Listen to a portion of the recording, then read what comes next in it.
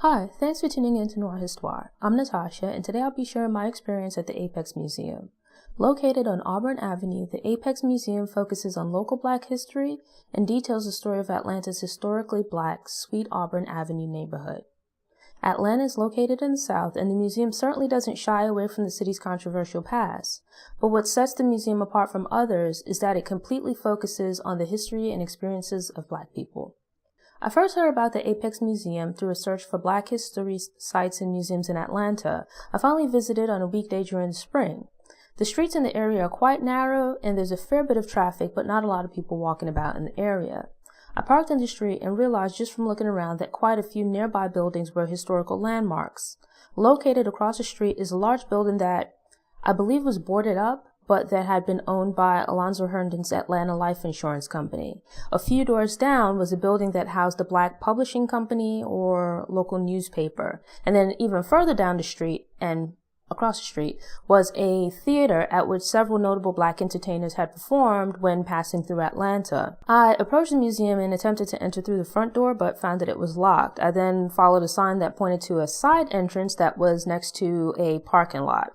Entering through the front entrance would have been a better start to the experience because it looks like a normal storefront and is more welcoming, whereas the side entrance faces a parking lot and has a sign that's easy to miss, and you're pretty much walking into an alley. You press the doorbell, and after a few moments, someone from inside the museum will walk over and let you in. When I first entered the museum, at first glance, I was a bit underwhelmed and somewhat disappointed, because looking around, the museum looks tiny. And compared to other museums, the space and physical experience aren't that well designed, or at least appear that way at first. My visit was self-guided, but it seems that guided tours are also available. Whichever method you choose, the experience usually begins with 2 short films, but I entered shortly after another group of visitors had already been seated and the films were in progress. So it was suggested that I explore the Hall of Black Inventors and begin reading while waiting for the film to end. This was actually a great suggestion, as I thoroughly enjoyed reading about both famous and lesser-known Black inventors. I'd previously heard about Garrett Morgan, George Washington Carver, the inventor of the Super Soaker, but it was cool to learn about new inventors that I knew nothing about and had never heard of. I also enjoyed the fact that the hall included Black inventors from other parts of the world. There were household items such as ironing boards, ice cream scoops, and manually operated mixers, but there were also more complex inventions related to medicine, electronics, telecommunications, and other industries. The displays included information about the inventors, along with, where possible, descriptions of their patents, images of the inventions, explanations of how they were developed, and their purpose, or application.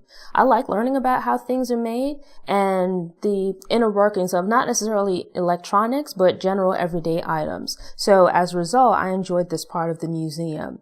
I made it about halfway through the Hall of Black Inventors before being called to watch the museum's introductory videos. The films are shown in a fair-sized room with bench seats that are designed to look like a traditional streetcar. In the past, downtown Atlanta had streetcars. There's still some streetcars at present, but they're modern and look completely different from the streetcars of the past. Before the start of the film, our host, Deborah, provided a short intro which included a brief history of the Sweet Auburn Avenue neighborhood. I thought Deborah was an amazing storyteller and very warm and welcoming. The videos are admittedly outdated from a visual perspective, as I believe they were created in the late 80s or early 90s. They seem to still be on VHS and are very blurry, but try not to allow yourself to be put off by the visuals because the videos contain a lot of interesting information. The first video focuses on Black history, stretching back to Africa and into the recent present. This is something to note because quite often Black history is glossed over, or when it is discussed, the history begins with slavery. Black history stretches back into Africa for thousands of years, yet these ancient societies and civilizations are rarely mentioned or discussed. I love history, and over the last few years have made a conscious decision to delve more deeply into learning about Black history. Not just the American Civil Rights Movement or slavery in America, but rather Black history and the Black experience of the entire diaspora. I smiled while watching this video because it was in lockstep with much of what I've been learning and also taught me some new things. The second video focused more locally on the history of Sweet Auburn Avenue. It spoke about how the community developed and the role that local prominent entrepreneurs, activists, entertainers, and everyday citizens played in the neighborhood's history. In between clips and tidbits about the area, there were dance sequences which some might enjoy, but I actually disliked. I have a pet peeve about random dance and song breaks in movies and documentaries. They weren't bad, just not my cup of tea. I really liked the videos and would have liked to see and hear more. It would be pretty cool if the Apex Museum updated the current films and also created new films. For example, diving more deeply into the history of the people of Africa prior to contact with Europeans and colonization, and maybe also creating a film or several short films about Black inventors. Following the end of the films, we were led back out to the main area of the museum to a historical timeline. The timeline takes up most of a large wall in the museum. You're handed a guide that helps to explain how the content is organized, and this is actually another incredible section of the museum. Beginning in 6,500 BC, the timeline covers the history of Black people in Africa during and after, leading up to, during, and after the slave trade. Depending on where you live and who's teaching you, Black history is often confined to February. Within that 1 month of the year, Black history often focuses on a small select group of well-known Black history icons, and then only these superficial sound bites about their lives, accomplishments, and philosophies are shared. Textbooks gloss over slavery, and in some states even go so far as to describe slaves as simply workers and even immigrants, downplaying the true inhumanity of the institution. In some instances, Black history is boiled down to just being that of slavery. Black history began when Europeans arrived in Africa, enslaved the people, brought them to the Americas, and then depending on where the newly enslaved people landed, they were emancipated at some point thereafter. So that if the history of Black people is told, it begins at the start of slavery, and only a few events and people have been of any significance since then. There's a quote towards the beginning of the timeline that I thought was very poignant. I don't remember the exact quote or the name of the person who said it, but the gist of the quote was that, as a people, Black people must not allow the telling of our history to begin with slavery. I completely agree with this quote, not because we have anything to be ashamed of with regards to some of our ancestors having been slaves, but rather because we had a history before the enslavement of our ancestors. We had a home continent before the enslavement of our ancestors, and we had our own societies before the enslavement of our ancestors. And in the telling of our history, it needs to include the full story of who we are, where we come from, and our journey to where we currently are. It's hard enough to learn about American Black history living in America, and for myself to learn about Caribbean Black history living in America, where quite often both of these histories are often not being told by the people or the descendants who lived them. So it's especially difficult to learn about the history of Africa and its many peoples from the other side of the world. I'd learned of some of the historical African figures and events included in the timeline, but learned about so many new people and events. For people of African descent living outside of Africa, it can be incredibly difficult to know exactly where your ancestors originated from in Africa. I thought it was pretty eye-opening to see maps on the walls that showed the major territories of Africa before the arrival of the Europeans, and to then see how the continent was carved up and the areas from which its enslaved people were transported from and where they were taken to in Europe and the Americas. I won't go into further detail about the historical timeline, but just know that this part of the museum by itself, having all of this information collected in one place, is worth the price of admission. Obviously, because of the time span covered, the display can't go into too much detail about any one person or event, but the timeline is a great jumping off point for finding particular people and events that are of interest to you and about which you might like to do additional research. There's a table that contains info about the major crops that were produced with slave labor in the Americas. The major crops were indigo, tobacco, cotton, sugar, rice, and wheat. I didn't know that plantation owners had preferences for slaves from particular regions based on what they were used to growing in Africa.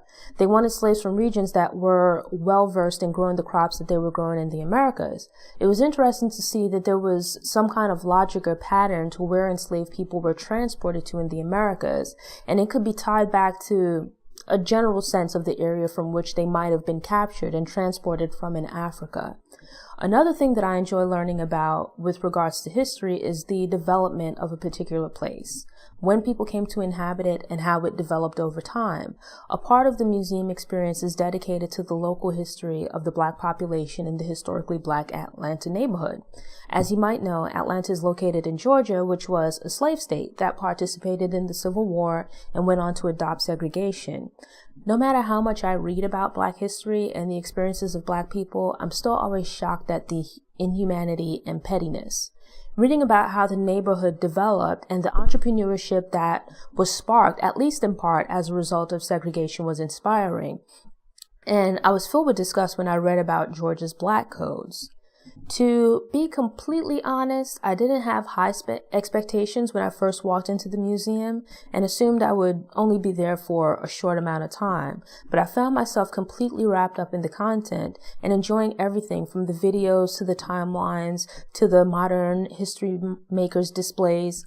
Yet, one area that I did not particularly care for was the recreation of the slave ship.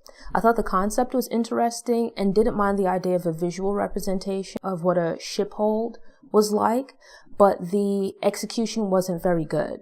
The display features mannequins wrapped in loincloths, as some Africans might have worn at this time, but the mannequins seemed generic and there weren't enough of them to really convey how confining it would have been below deck. The hold of a ship would be relatively huge to house indoors, so I obviously wouldn't expect it to be to scale, but the mannequins and ships seemed thrown together. The presentation wasn't as mentally or emotionally effective as it should have been. It might have been more effective to create a smaller display and use smaller scale figures to show what a ship hold might have looked like with human bodies packed into such a small space. The museum is organized in somewhat of a circuit, where you begin with the past and work your way through the museum into the present. Towards the end, there's a modern exhibit that features Black women who have made and are making history in STEM fields, and not just women who are scientists, doctors, and engineers, but also women who are teachers in these fields, advanced in STEM not just with their acquisition of knowledge, but also through teaching students who may one day make an impact in STEM and possibly the world. Overall, I enjoyed my visit to the Apex Museum. I would highly recommend visiting if you're in Atlanta and are interested in Black history. It's not a perfect museum, but it's an amazing experience. I found the staff to be very welcoming, passionate, and willing to share their knowledge. The museum is admittedly quite small and not very state-of-the-art, and this is probably a result of being independent and their need for funding. Along the back wall at what would be the end of the museum experience is a rendering of the future Apex Museum. It's a large building, beautifully designed, that's on par with just about any other museum. At first I was a little confused because I thought there might be like another building, but then I realized that this is the museum's dream for its future self. Given what the Apex Museum has done with the small space that they currently have and what I'm sure are limited resources, I can only imagine how much more amazing that future Apex Museum would be, and I would certainly visit. Thanks again for tuning in, and I hope you subscribe and return to get motivated, get inspired, and get stories of Black history made and in the making. Until next time, take care. For more information about Noir Histoire, visit the Noir Histoire website. There you'll find text, video, and audio for each episode all in one place. Subscribe to the Noir Histoire newsletter to get fresh content delivered straight to your email inbox. You can also subscribe to the Noir Histoire YouTube channel for videos. If you're enjoying the content but would prefer to listen to audio, you can subscribe to the Noir Histoire podcast. Follow Noir Histoire on Facebook, Instagram, and Pinterest. Enjoy the rest of your day.